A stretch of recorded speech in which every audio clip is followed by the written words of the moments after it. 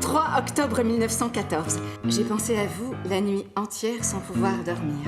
Veille la plus brûlante et la plus cruelle, car je n'ai cessé de vous voir mutine et langoureuse à la fois. J'écrirai demain à Paris. Pour les permissions de 24 heures, on part de Nîmes à 3 heures de l'après-midi. On arrive à Nice à 3 heures et quelque chose, et l'on repart le lendemain à 4 heures. Donc nous aurons la nuit. Tu prendras une chambre au Cécile et viendras m'attendre à la gare. Nîmes, 19 décembre 1914. Mon loup adoré, je t'adore. Je ne pense qu'à toi et je ne veux vivre que pour te rendre heureuse de toutes mes forces. Je voudrais que cela fût mon sort unique, c'est désormais ma seule ambition. Tu as raison de me gronder. Je suis une grande bête quand je doute et m'affole. Je te confierai tout. Mais souvent ma nervosité l'emporte et mon imagination m'emporte.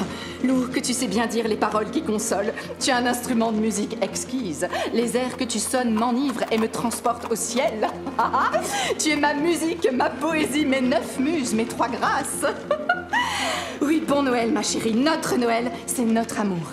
Tu le dis en poétesse archi-divine. Nos 75 sont gracieux comme ton corps. Et tes cheveux sont fauves comme le feu d'un obus qui éclate au nord. Je t'aime. Tes mains et mes souvenirs font sonner à toute heure une heureuse fanfare. Des soleils tour à tour se prennent à hennir. Nous sommes les bas-flancs sur qui ruent les étoiles.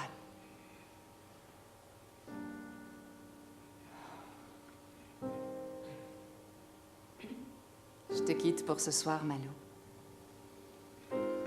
Je reprendrai demain ma tâche préférée, t'écrire. C'est-à-dire vous sentir près de moi, mon adoré. Mon petit adoré chéri.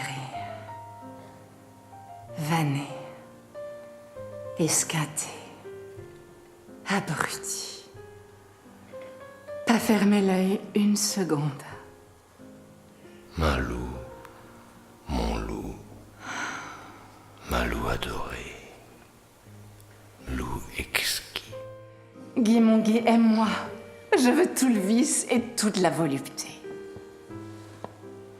Je laisserai mon regard dans le sien en ce moment exquis. C'est peu de choses puisqu'il me touche même pas. Mais c'est infiniment voluptueux. Et une envie folle de me donner à cet inconnu. Si je ne t'aimais pas, je crois que je le ferais.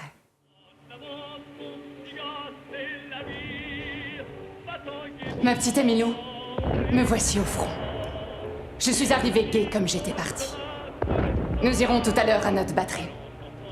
Il siffle des obus dans le ciel gris du nord. Personne cependant n'envisage la mort. J'ai pas de couverture. On n'a pas voulu m'en donner à Nîmes, mais j'en ai pas trouvé à acheter. Si je m'en tire dans cette humidité avec mon couvre-pied, j'aurai une rude santé.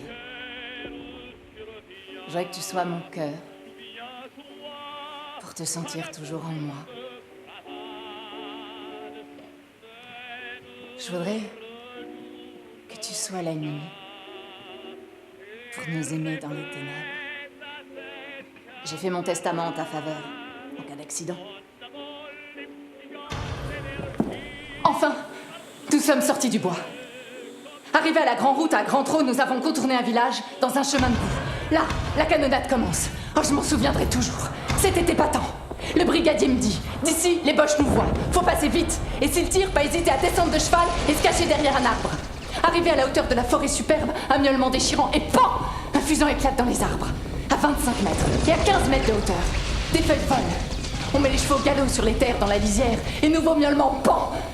À la même hauteur et un peu plus près. C'est très bien de faire des trous et de se cacher dedans. Mais ce qu'il faut, c'est avancer. 1915. Année où tant d'hommes sont morts. Toi, mon joli petit loup, je t'aime tout plein, tout gentiment. Si je mourais là-bas, sur le front de l'armée, tu pleurerais un jour, ô loup ma bien-aimée. Et puis mon souvenir s'éteindrait, comme meurt un obus éclatant sur le front de l'armée. Oh, mon amour mystique, on connaîtra un amour qui sera l'amour unique. Lorsque mon nom sera répandu sur la terre, en entendant nommer Guillaume Apollinaire, tu diras, il m'aimait.